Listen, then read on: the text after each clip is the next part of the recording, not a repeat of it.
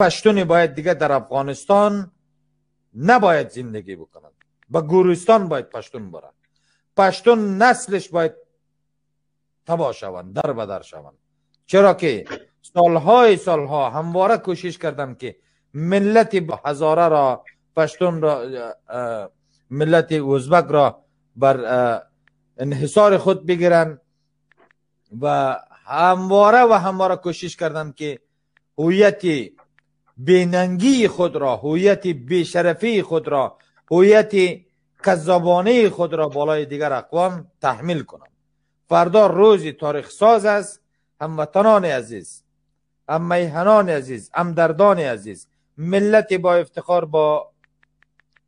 با اقتدار، هزاره های عزیز، فردا روزی تاریخ ساز است. باید گوشتان باز باشد وطندارای عزیز.